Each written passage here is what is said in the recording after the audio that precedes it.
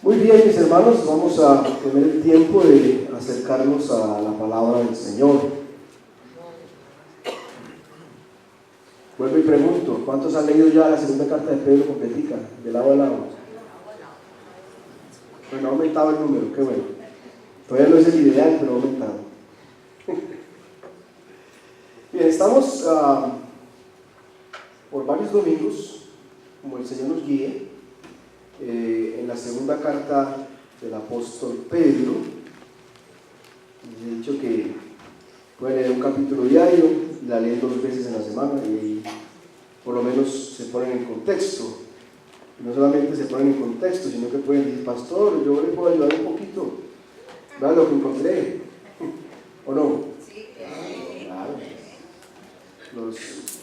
El Espíritu Santo nos habla a todos, nos guía a todos, entonces, pues, muy bien. Bueno,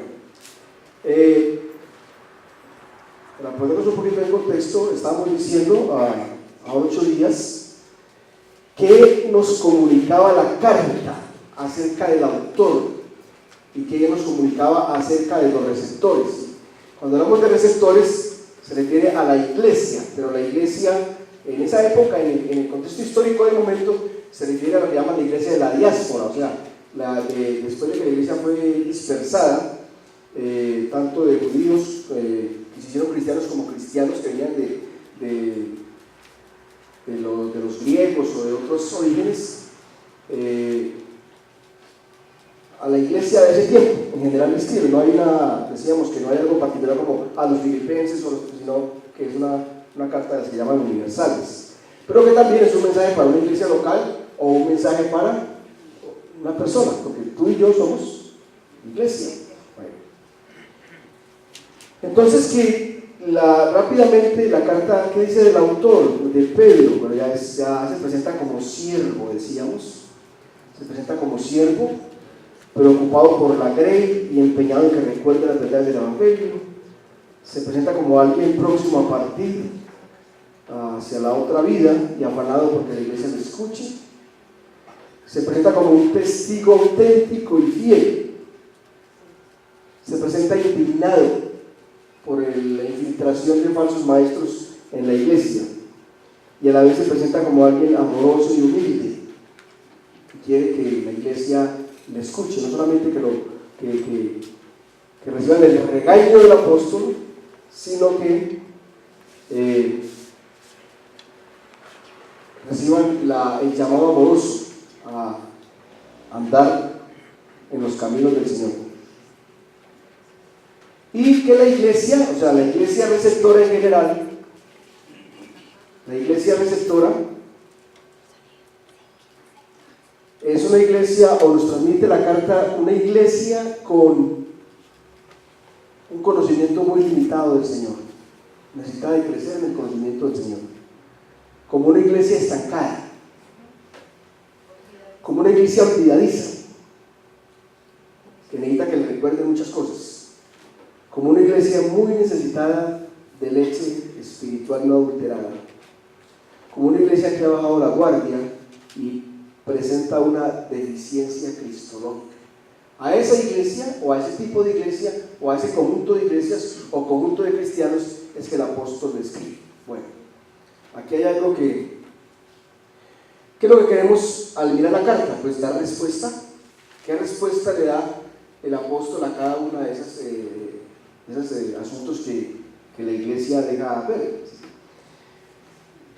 Sucede que hace muy poco, en abril, yo usé este texto desligado del contexto de la carta y tenía un poquito de dificultad, me toca repetirlo realmente para meterlo dentro del contexto en que debe estar, que es la primera parte de la carta, o sea, la respuesta a las 2 primeras inquietudes, al conocimiento muy limitado acerca del Señor y a una iglesia estancada.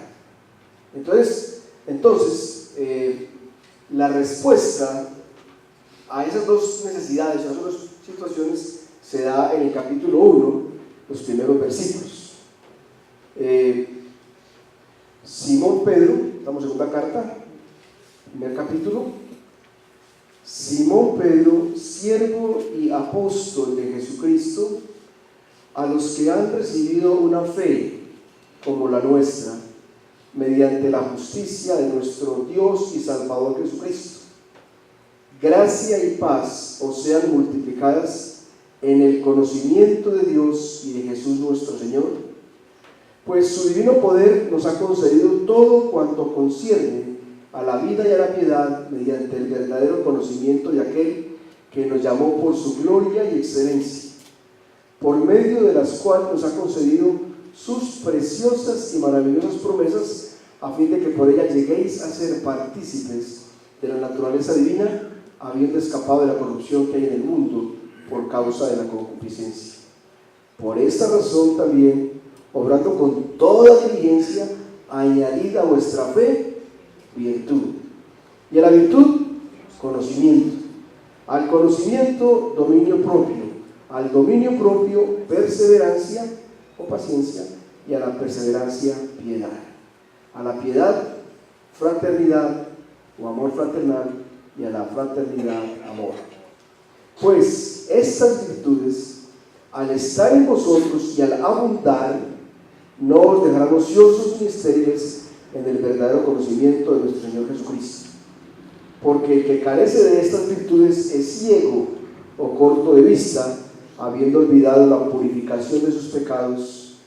Así que, hermanos, sed tanto más diligentes por hacer firme vuestro llamamiento y elección de parte de Dios, porque mientras hagáis estas cosas, nunca tropezaréis. Pues de esta manera os será concedida ampliamente la entrada al reino eterno de nuestro Señor y Salvador Jesucristo. Amén. Entonces, como les digo, tenía como cierta lucha porque es que eso lo escuché en David. Pero siguiendo la tónica del apóstol, siguiendo su pensamiento, aunque la sepan, se la recuerdo. Exactamente lo que el apóstol dice. Aunque la saben, se la recuerdo. Y también a la vez afirma la propuesta de la carta, porque es que recuerda que hacíamos una referencia desde la primera carta de Pedro, donde él decía, hagan ustedes su parte, Dios hace la suya, y los resultados vendrán. Realmente el camino al éxito es, haga usted su parte, pero no la que usted cree que tiene que hacer, la que Dios le muestre que haga, ¿cierto? Él hace su parte y eso, según su promesa, se traduce en éxito, en victoria. Entonces, por esas razones y para ponerle contexto, retomo el pasaje. Y es lo mismo, es decir, está diciendo, mire, el Señor provee unas cosas, ustedes tienen que hacer otras, y ahí los resultados. Es la misma propuesta del pedacito que vimos en la primera carta. ¿Qué es lo que Dios provee? ¿O qué es lo que Dios, como dice en esta versión, nos concede? Eso es lo primero, versos 3 y 4, primera parte. Pues su divino poder nos ha concedido todo cuanto concierne a la vida y a la piedad. Escuchen bien, todo.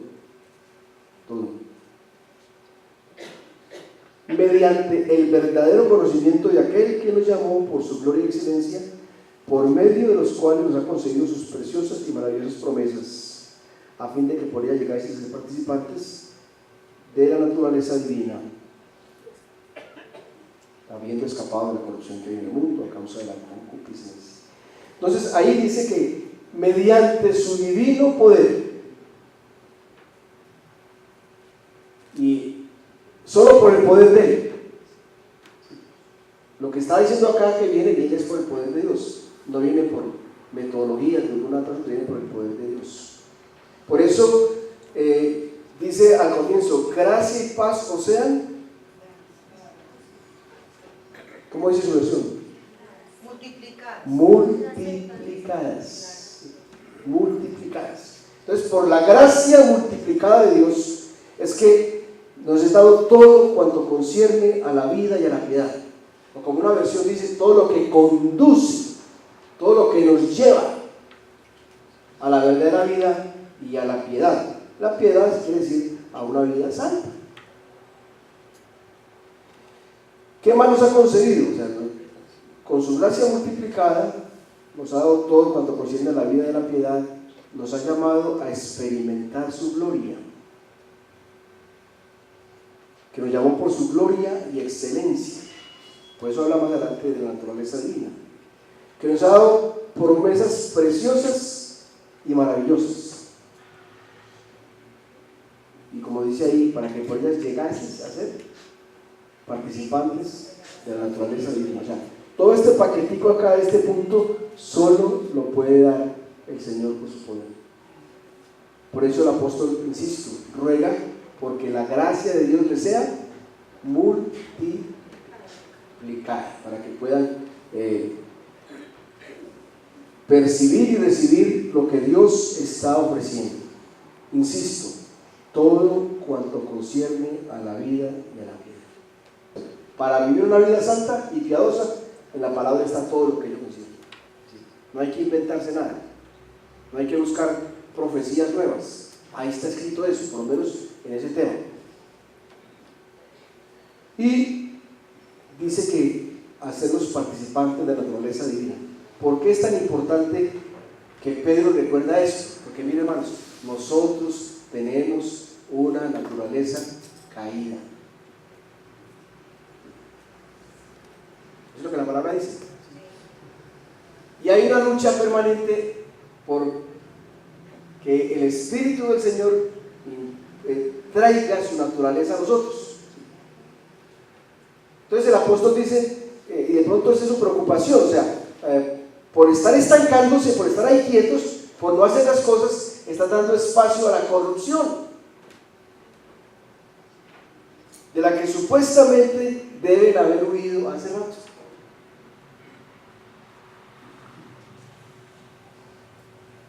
Hermanos, qué regalo tan grande.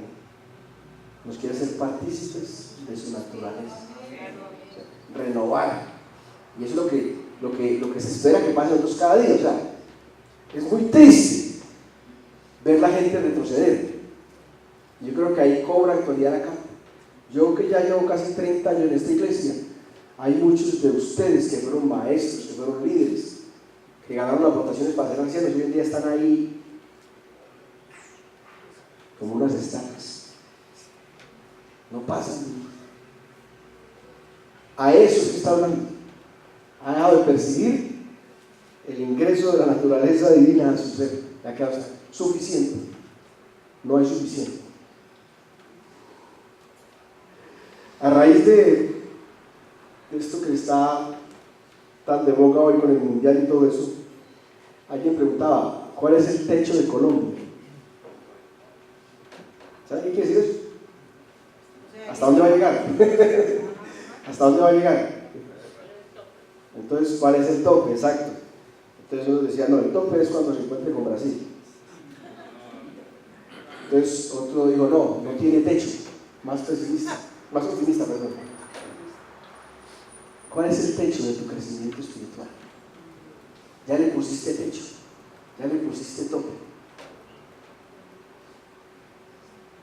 Si hay un tope que lo pondrá el Señor, pero mientras Él no lo diga, hay que seguir en pos de ese tope. Ahí están los medios que Él nos provee. Lo segundo que nos dice, que hemos visto ya, es la tarea que nos toca emprender. Y el apóstol dice, con todo empeño, con toda diligencia, con todo afán, con todas las ganas. Número 1, huir de la corrupción que hay en el mundo. Huir.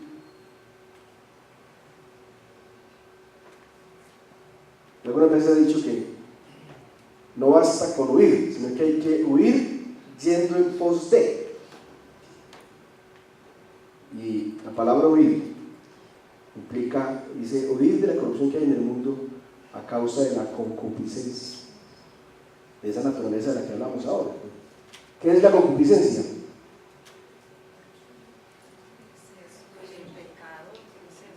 ¿Qué es la concupiscencia? Milésima vez que hago la pregunta. 10.000 veces. Concupiscencia. Si usted lee la Biblia y no entiende la palabra que está diciendo, tiene que averiguar qué dice. Malos deseos. Concupiscencia son los malos deseos que hay en nosotros. Entonces dice, como ahí están latentes, ¿qué hay que hacer? Huir. Huir. Como dice el proverbio, ¿tomará el hombre el fuego en sus senos sin que sus vestidos salgan? Entonces es mejor no probar hasta donde aguante. Es mejor. Estilo José. ¿Se acuerdan? Salió corriendo más bien. Y luego dice huir, luego dice edificar, edificar continuamente. Y usa la palabra añadir, añadir. Hermanos, nuestra vida cristiana se construye así como hacemos una pared, un muro, ladrillito, ladrillito, ladrillito, la otra hilada, ladrillito, así. Complementar sin detener. Estamos construyendo una pared que no sabemos cuándo terminemos. Metros y metros y metros, pero hay que seguir añadiendo. ¿Añadiendo qué? Dice unas virtudes. Fe, a la fe virtud, a la virtud conocimiento, al conocimiento dominio propio, al dominio propio perseverancia o paciencia, me gusta más perseverancia, piedad, afecto fraternal y amor. Entonces, huir, edificar, luego dice abundar. Si estas virtudes están en nosotros, sí, abundan. O sea, ¿qué me da la abundancia? No es suficiente, no. Más, quiero más. Y luego dice afirmar el llamado. Huir, edificar, abundar y afirmar. Y lo tercero que nos decía o que nos dice, que estamos repasando para no dejar este texto fuera de esta visión de la carta, es que eso tiene resultados garantizados. Como algunas marcas excelentes, ¿no? Dice, calidad garantizada. Quiere decir que el fabricante responde. Escuché una historia alguna vez de alguien que se le varó un Rolls Royce. ¿Saben qué es eso? Costosísimo, ¿cierto? Se le varó un Rolls Royce. Entonces llamó a la fábrica. Eso fue en Europa, ¿no? Y dice que en menos de una hora llegó un helicóptero, lo cubrió y se lo llevó. Dijo, su carro no se ha varado. Y le entregaron uno nuevo. Porque ellos pensaban que ese carro no se varaba. Entonces se lo llevaron cubierto con un helicóptero, lo pusieron a y se varó. Aquí hay alguien que está prometiendo algo y es más seguro que la Rolls Royce. Garantizados los resultados. Dice que habrá utilidad en lugar de ociosidad y productividad en lugar de esterilidad. Mirémonos como iglesia, como personas. Hay la suficiente utilidad, hay la suficiente productividad que el Señor promete.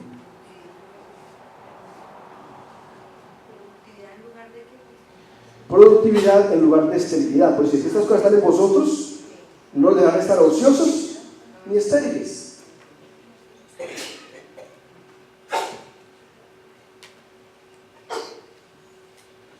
Otro resultado es conocimiento verdadero del Señor. Me llama la atención que por lo menos en 2 o 3 veces el apóstol dice conocimiento verdadero, porque es cierto que hay otros conocimientos y tenemos otro conocimiento, un conocimiento mediano, cercano, un conocimiento en base a un Dios que da, un conocimiento interesado, pero el apóstol quiere que veamos el conocimiento verdadero, el conocimiento vivencial y relacional, más que el intelectual. Todo el mundo sabe que hay Dios, los hermanos saben mucho de Dios, pero lo que el apóstol quiere es un conocimiento, como alguien decía, Yo quiero cada día conocer más el corazón de Dios.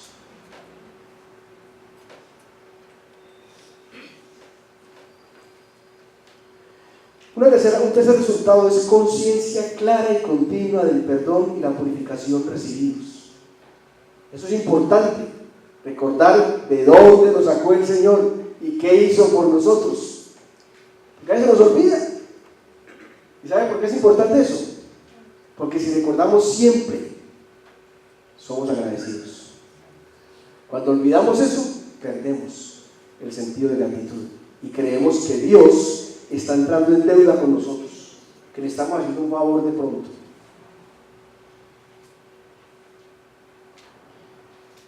También dice que nos dará firmeza y buen caminar en lugar de tropiezos. No dice que quitará de todo, pero habrá menos tropiezos si andamos como Él está diciendo. Y luego dice también que nos dará amplia y generosa entrada al reino. Normalmente esta última frase la vemos con la connotación final, o sea, cuando Dios diga, venga, buen siervo fiel, pero me parece que también es aquí, o sea, la oportunidad de ministrar, de servir, de vivir, de gozar el reino de Dios aquí. Y recordar que dejar de crecer en el conocimiento del Señor es dar espacio a la corrupción, a la ociosidad, a la concupiscencia, a la esterilidad y a los tropiezos. Que el discípulo es llamado a sumar virtudes y a multiplicar su conocimiento del Señor, no quedarse estancado. Que no hay excusas para no responder a las demandas de crecimiento, porque dice que todo está dado por Dios. Y pues el descuido en el crecimiento conduce al conformismo, a la indiferencia y al olvido. Y hermanos, una iglesia o cristiano diferente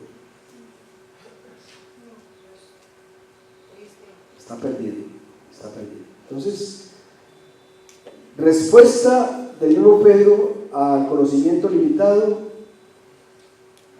y a la iglesia estancada es crecer, sumando virtudes, recibiendo lo que Dios nos ha dado, y los resultados están garantizados. A mí me gusta mucho, para concluir, algunas partes donde el Señor dice, probadme, pruebe la calidad del que está prometiendo, pruébelo, nos invita a probar. Invita a vivir su rostro por un momentico y deje que el Espíritu le ayude a reflexionar.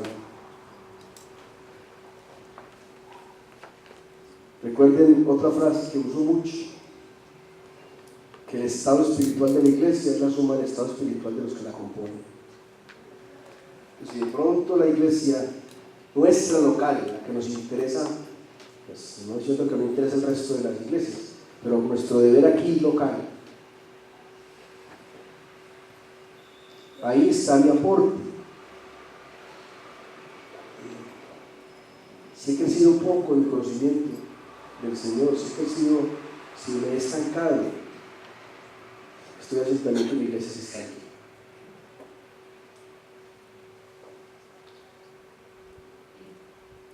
Igual que el salmista diga, examíname tú, oh Señor, porque mis criterios son muy laxos, en cambio los tuyos son muy claros, Señor.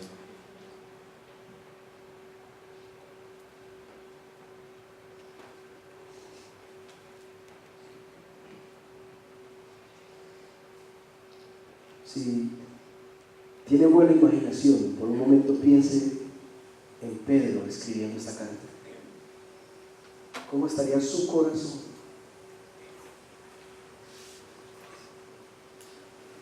¿Cómo estará el Señor al recordarnos la carta de Pedro? Señor, gracias te damos y permítenos día a día evaluarnos y dejarnos evaluar por tu Espíritu, Señor. Líbranos de conformismo. Líbranos de diferencias, Señor. Líbranos de estancarnos, porque sabemos que hay muchos males sobre nuestra vida. Y ayúdanos a sumar virtudes. Gracias por todo lo que prometes y das. Tú mismo nos das la fuerza también para hacer nuestra parte. En eso confiamos, en Dios.